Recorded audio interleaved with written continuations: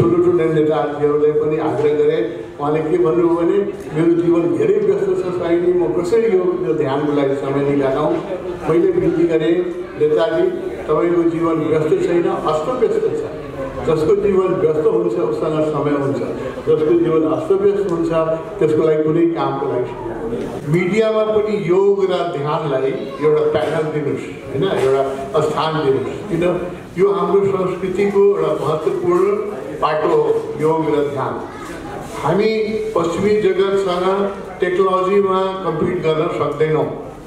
उनीहरू विज्ञानमा हामीभन्दा धेरै माथि छ, तर अन्तर्विज्ञानमा अध्यात्ममा हाम्रो पनि केही सम्पदा छ र हामी केही विकसित भयो।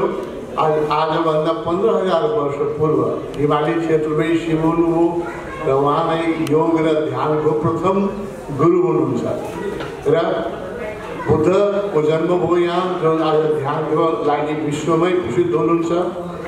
र साथै मित्रहरू, दुई तिनवटा मैले एजेन्डा राष्ट्रिय सम्मानको लागि उठाइरहेका छु नेपालमा पनि र अन्तर्राष्ट्रिय मञ्चमा पनि। त्यो तपाईँको मिडियाबाट त्यसलाई अझ तपाईँले बल दिनुहोस्। एउटा मेरो प्रार्थना के छ भने नेपालले हामीले 36 सालमै प्रपोज गरेका थियौँ कि नेपाल अन्तर्राष्ट्रिय योग दिवस बनाऊ। 2036 सालदेखि हामीले सङ्घर्ष गरे तर त्यो सफल हुन सकेन। 2014मा मोदीजीले राष्ट्रसङ्घमा प्रस्ताव राख्नुभयो र अन्तर्राष्ट्रिय योग दिवस मनाउन थाल्यो। त्यसपछि हामी 20 वर्षदेखि सङ्घर्ष गर्दै आइरहेको कुरा गभर्मेन्टले सुनेन। जब अन्तर्राष्ट्रिय योग दिवस युनाइटेड नेसनले मान्यो त्यसपछि नेपालले चाहिँ माघ 1 गते जुन 10 हामीले योग दिवस मनाउन सुरु गर्यो। हामी चुके। अहिले कोरोना क्राइसिसले गर्दाखेरि संसारभरि नै मानसिक सन्ताप धेरै बढेको छ। WHO को प्रेडिक्सन के छ भने 2027 पुग्दा बिगेस्ट किलर अहिले जुन क्यान्सर र हार्ट डिजिज छ त्यो रहँदैन। बिगेस्ट किलर चाहिँ साइकोसोमेटिक डिजिज, मनबाट उब्जिएका रोगहरू चाहिँ सबभन्दा ठुलो किलर हुन्छ र त्यसको औषधीय उपचार पर्मानेन्ट क्योर चाहिँ औषधिबाट हुँदैन। औषधिले त्यसलाई एकछिनको लागि मुड एलिभेट गरिदिन सक्छ, एकछिनको लागि निद्रा नलाग्ने व्यक्तिलाई निद्रा लगाउन सक्छ, तर त्यसको रुटमा पुग्न सक्दैन एलोपेथिक मेडिसिन। त्यसको रुटको रामबाण हाम्रो संस्कृतिमा छ, त्यो योग र ध्यान। र आज योग र ध्यानको प्रति सारै संसारमा आकर्षण बढेको छ। अहिले करिब 30 करोड व्यक्ति हामी योग र ध्यानका प्रचारको लागि विश्वमा घुमिरहेका छौँ। विश्वमा 30 करोड व्यक्ति अहिले नियमित केही न केही योग र ध्यान गरिरहेका छन्। नेपालको जनसङ्ख्याको 10 टाइम्स लगभग। र यो सङ्ख्या युरोपका देशहरूमा हल्यान्डमा every third person is trying some meditation and yoga. हर 3 जनामा 1 जनाले गर्दैछ। अमेरिकामा 15% छ र उनीहरूको प्रेडिक्सन के छ भने यो 7 वर्षभित्र यो डबल हुनेवाला छ। त्यसै योग र ध्यानको आकर्षण यो कोरोनाले अझ बढाइदिएको छ, किनभने सारा संसार मानसिक सन्तापमा छ र त्यो मानसिक सन्ताप औषधिबाट दूर हुन सकिँदैन। त्यसको लागि हाम्रा ऋषि मुनिले जो ऋषि देश हो यसमा चाहिँ हजारौँ वर्ष अगाडिदेखि निकाल्नु भएको जो विधा छ योग र ध्यान हो, त्यो त्यसको रामबाण औषधि हो। र म छोटो समयमा 2-3 बिन्ती गर्न चाहन्छु। मैले विगत 5 वर्षदेखि जबदेखि ध्यान दिवस इंडिया योग दिवसको श्रेय इन्डियाले लियो, म सङ्घर्ष गर्दै आइरहेको छु कि बुद्ध जयन्तीको दिन नेपालले राष्ट्रिय ध्यान दिवस तुरन्तै घोषणा गरोस् र युनाइटेड नेसनमा गएर हामीले प्रस्ताव राखौँ कि यो अन्तर्राष्ट्रिय ध्यान दिवस। बुद्ध नेपालमा जन्मिनु भएको, उहाँप्रति पनि हाम्रो सम्मान हुन्छ र नेपाल हामीले दिन सक्ने विश्वलाई के हो? टेक्नोलोजी त हामी दिन सक्दैनौँ, त्यसमा त हामी जित्न सक्दैनौँ, तर योग र ध्यानका सम्पदा हामीसँग छ र त्यसको लागि हामी सम्मानित हुनुपर्छ। र ध्यान दिवस बुद्ध जयन्तीको दिनमा राष्ट्रिय ध्यान दिवस शीघ्रै नेपाल सरकारले घोषणा गरोस् र त्यसमा केही लाग्दैन, क्याबिनेटको एउटा डिसिजनले हुन्छ। यही क्याबिनेटको डिसिजनले हुने योग दिवसको लागि हामी 20 वर्ष सङ्घर्ष गरे। जब इन्डियाले योग दिवस मनाउन राष्ट्रसङ्घबाट समर्थन पायो तब नेपालको आँखा खुल्यो र माघ 1 गते हामीले चाहिँ योग दिवस, राष्ट्रिय योग दिवस मनाउन सुरु गऱ्यौँ। त्यो ध्यान दिवसमा पनि हामी पछाडि पऱ्यौँ भने अरू कुनै बुद्धिस्ट कन्ट्रीले, म धेरै बुद्धिस्ट कन्ट्रीमा घुमिरहेका छु, 17-18वटा कन्ट्रीमा बुद्ध धर्म प्रमुख धर्म छ। कोरिया, भियतनाम, श्रीलङ्का, बर्मा, यिनीहरूले बुद्धलाई हामीभन्दा बढी माया गर्छन् र तिनीहरूले यो प्रस्ताव राखिदिएर भने फेरि हामी पछाडि पर्छौँ। जस्तो योगमा 36 सालदेखि हामीले योग शिक्षा गर्ने प्रयास गरेको कुरा पनि हाम्रो नेपालको सरकारलाई हामीले बुझाउन सकेन, उनीहरूलाई हामीले प्रेरित गर्न सकेन र यो हुन सकेन। त्यस कारण यो बुद्ध पूर्णिमाको दिन ध्यान दिवस, राष्ट्रिय ध्यान दिवस क्याबिनेटले तुरन्तै फैसला गरोस्। तपाईँ मिडियाको मलाई सहयोग चाहियो यो स्लोगनलाई राष्ट्रिय स्लोगन बनाउनलाई र हामी युनाइटेड नेसनमा प्रस्ताव लिएर जाउँ र ध्यान दिवसलाई चाहिँ विश्व ध्यान दिवस, बुद्ध जयन्तीलाई विश्व ध्यान दिवस बनाऊँ। किनभने मैले देखिरहेको छु जब योग दिवस संसारमा मनाइन्छ, इन्डियाको प्रस्तावमा मनाएको हुनाले चाहे त्यो न्युयोर्कमा होस् या पेकिङमा होस् या लन्डनमा होस्, इन्डियन एम्बेसडर त्यसको मञ्चमा बस्छ सधैँ र इन्डियाले सम्मान पाउँछ। म के चाहन्छु भने ध्यान दिवसको यो सम्मान नेपाली एम्बेसडरले पाओस् विश्वभरि र नेपालको सम्मान होस्। त्यस कारण यसमा तपाईँ मिडियाको मलाई राजु भट्टजीको विशेष सहयोग चाहियो र अरू मिडिया पर्सनलहरूको पनि सहयोग चाहियो। दोस्रो एउटा संस्कृति थियो हामी कहाँ, के संस्कृति थियो भने मिथिलामा यो संस्कृति थियो। कस्तो थियो भने राजा हुने व्यक्ति पहिला या कुनै अधिकारी हुने व्यक्ति या अहिले प्राइम मिनिस्टर भनौँ, मन्त्री भनौँ, जो राजकीय अधिकारी व्यक्ति हुन चाहन्छ ऊ पहिला गुरुकुलमा गएर गुरुहरूकोसँग योग ध्यान सिक्नु पर्यो र शारीरिक काम पनि गर्नु पर्यो। उसले भाँडा माग्थे, पानी बोक्थे, दाउरा काट्थे। तब जब त्यो राजा बन्थ्यो उसले गरिबको दुःख बुझ्थ्यो कि दाउरा काट्न कति कठिन छ। अहिले पनि बुद्धिस्ट कन्ट्रीमा यो प्रचलन छ, थाइल्यान्डमा छ कि राजा हुन सक्दैन जबसम्म 1 वर्ष ऊ मोनेस्ट्रीमा बस्दैन। बुद्धिस्ट मोनेस्ट्रीमा बसेर 1 वर्ष ध्यान गर्न अनिवार्य छ। यो बुद्धिस्ट कन्ट्रीमा यो कल्चर थियो, अब बिस्तारै हराउँदै गइरहेछ। म चाहन्छु यो नेपालको मिथिलाको एउटा संस्कृति कस्तो थियो म याद दिलाउन चाहन्छु कि कुनै पनि ठुलो अधिकारी बन्ने व्यक्तिले पहिला गुरुकुलमा गएर चाहिँ योग ध्यान सिक्नु पर्यो र जीवनका शारीरिक श्रम गरेर गरिबले कसरी जीवन व्यापन गर्छ त्यसको अनुभव गर्नु पर्यो। त्यसपछि जब त्यो अधिकारी बन्छ अनि गरिबको पीडा बुझ्छ र उसको सुरुवातै नै योग र ध्यान भएको हुनाले उसले भ्रष्टाचार गर्दैन, उसले अन्याय गर्दैन र उसले न्याय गर्छ। अर्को एउटा संस्कृति कस्तो थियो भने यो एउटा कपाल सेतो हुन साथ राजाले आफ्नो छोरालाई गद्दी दिएर आफू चाहिँ भानुप्रस्थ आश्रममा जानु पर्यो। अब धर्मको योगमा तयारीमा जानु पर्यो। हेर्नुहोस्, दुईवटा तयारी हुनुपर्छ। एउटा जीवन जिउने तयारी, लाइफको ट्रेनिङ, त्यो चाहिँ ब्रह्मचर्य आश्रममा 25 वर्षको हाम्रो संस्कृति थियो कि जिउने कसरी, गृहस्थ कसरी सफल हुने, त्यसको शिक्षण चाहिँ ब्रह्मचर्य आश्रममा लिने 25 वर्ष चाहिँ गृहस्थ जीवनका सारा सुख भोग्ने र 50 वर्ष हुन साथ भानुप्रस्थ जङ्गलतिर हेर्ने। त्यस्तै अब के हो भने life should be happy and death should be also graceful. मृत्युको पनि टिचिङ हुनुपर्छ। रोएर कराएर मर्नु भनेको जीवनको असफलता हो, किनभने मृत्यु त हाम्रो अन्तिम क्षण हो, अन्तिम एक्जाम हो।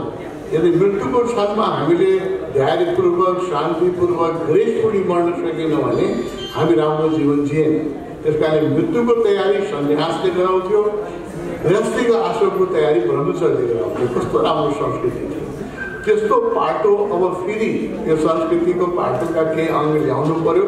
मैले अस्तिको प्रधानमन्त्रीजीको समारोहमा पनि निर्णय म उहाँले आग्रह गरेँ सबैजनाको अगाडि कि तपाईँ आफ्नो मन्त्रीजीहरूलाई कमसेकम 10 दिन एउटा आश्रममा यत्रो यहाँ बुद्ध मोनेस्ट्रीहरू छ, तपोवन जस्ता अरू धेरै आश्रम छ, वर्षमा 10 दिन गएर त्यहाँ ध्यान गर्ने, योग गर्ने, सात्विक भोजन गर्ने, सात्विक अध्ययन गर्ने र शारीरिक श्रम गर्न सिकाउनु।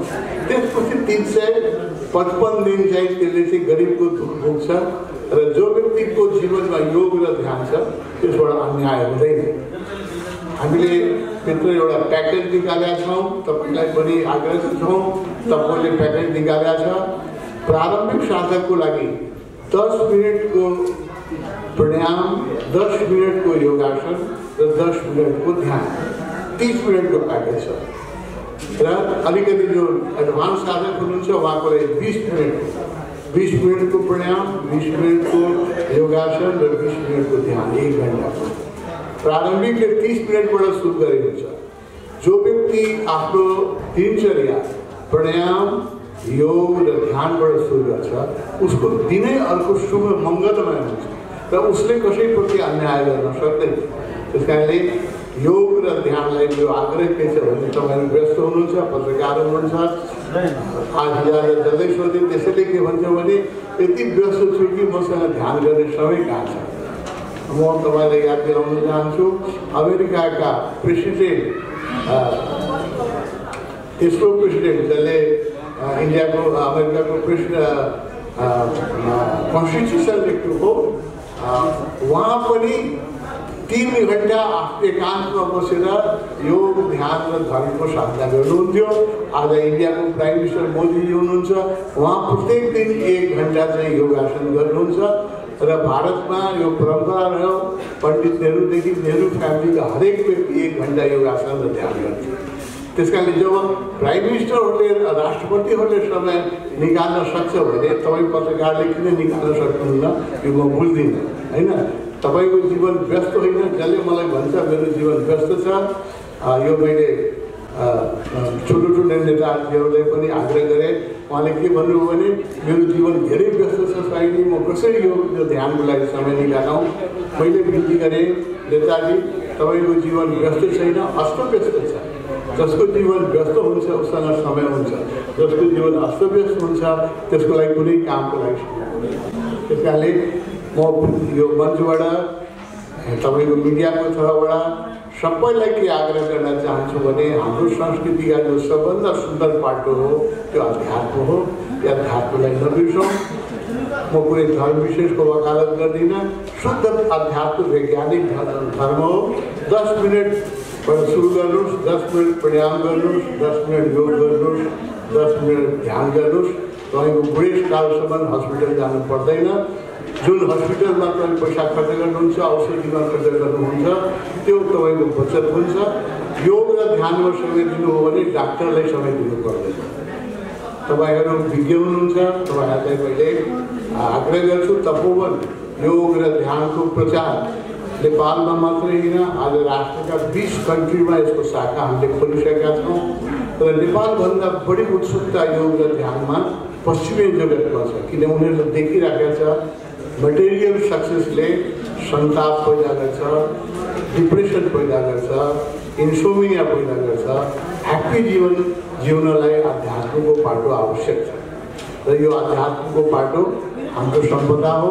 म अर्को विनती गरिरहेका छु कि जसरी इन्डियामा जति टुरिस्ट आउँछ मित्र, त्यसको 50% टुरिस्ट चाहिँ योग र ध्यान सिक्न आउँछ। किनभने इन्डियामा योग र ध्यान सिक्न सस्तो छ, विदेशमा सबै कुरा महँगो छ। तो 50% टुरिज्म इन्डियाको योग र ध्यानमा आधारित छ, 50%। म अनि बिस्तारै मैले विदेशमा के सुन्छु भने Rishikesh is a yoga capital of the world. मलाई सुन्दाखेरि कस्तो लाग्छ भने जब ऋषिकेशलाई yoga capital of the world इन्डियाले बनायो भने नेपाललाई हामीले किन ध्यान क्यापिटल अफ द वर्ल्ड नबनाउने हैन। हामी कहाँ लुम्बिनी जस्तो ठाउँ छ, पशुपतिनाथ जस्ता पवित्र ठाउँ छ, जनकपुर जस्ता सांस्कृतिक ठाउँहरू छ, मुक्तिनाथ जस्तो ठाउँ छ। हामीले किन यसलाई मेडिटेसन क्यापिटल नबनाउने, यो पनि मैले प्रस्ताव गरिरहेका छु नेपाल सरकारसँग। अहिले पनि मेरो शिक्षा मन्त्रीसँग मिटिङ छ, त्यसमा यो जोरदार प्रस्ताव गर्छु कि नेपाललाई हामीले बिस्तारै अध्यात्मको मेडिटेसनको क्यापिटल बनाऊ र मेडिटेसन र योगा सिक्ने लाखौँ व्यक्ति नेपाल आउन नलायक छ, चाहन्छ। हामी कहाँ खालि कनेक्टिभिटी छैन र मार्केटिङ छैन। यो दुईटा कुरा बेटर कनेक्टिभिटी र बेटर मार्केटिङ गऱ्यो भने 25 लाख व्यक्ति त ध्यान र योग सिक्न नेपाल आउँछ जस्तो मेरो एस्टिमेसन छ दुनियाँले देखेर। र एकजना टुरिस्ट आयो भने उसले 9 जनालाई रोजगार दिन्छ। त्यस कारणले हामीसँग परमात्माले हामीले सम्पन्न संस्कृतिमा पैदा गरे हो, सम्पन्न प्राकृतिक दृष्टिकोणले सम्पन्न राष्ट्रमा पैदा गरे हो। हाम्रो मूर्खताले हामी दरिद्र भएर बाँचिरहेका छौँ। एसियामा पनि हामी सबभन्दा गरिब नेपाल र अफगानिस्तान छ। अफगानिस्तानमा त युद्ध चलिरहेको छ, बुझ्न सकिन्छ। नेपाल किन गरिब छ भने हाम्रो मूर्खताले गरिब छ। यो मूर्खता, प्रकृतिले यति सम्पदा दिए तापनि कुनै एक विधाको मात्रै हामीले उपयोग, जलविद्युतको मात्रै गर्न सक्यो भने, अहिले कृषिको कुरा गर्नुभयो, कृषिको मात्रै उपयोग गर्न सक्यो भने हामी कहाँ जडीबुटी जुन छ, जुन हर्बल छ, त्यसको मात्रै एक्सपोर्ट गर्नु। मैले गाँजाको खेतीको वकालत दिइरहेका छु कि नेपालले गाँजा खेतीलाई तुरन्तै चालु गरोस्। कृषकले एक छाक खान पाउँछ गाँजाको खेती। सारा संसारले आज गाँजा एक्सपोर्ट गर्न सक्यो। हामी कहाँ पनि औषध, सिंहदरबार औषधालयमा आयुर्वेदिक औषधि बनाउनलाई इन्डियाबाट गाँजा किन्नुपर्छ। त्यो कत्रो अपमान हो नेपालको। नेपालको गाँजा दुनियाँमा सबभन्दा राम्रो मानिन्छ, बेस्ट थियो एक समयमा। त्यसले नै टुरिस्टलाई तान्थ्यो। त्यसलाई यस्ता हामीसँग प्रकृतिले परमात्माले दिएका धेरै सम्पदाहरू छन्। हाम्रो मूर्खताले, हाम्रो आलस्यले र हाम्रो आपसको झगडाले, लडाइँले र राजनीतिक विडम्बनाले हामी गरिब छौँ। हामी गरिब बन्नलाई जन्मेको होइन। यो विडम्बनाबाट मुक्त हौँ, हामी एक सम्मानित राष्ट्रका नागरिक बनाऊ। यो प्रार्थना गर्दै म आफ्नो छोटो वक्तव्यलाई यही समाप्त गर्छु।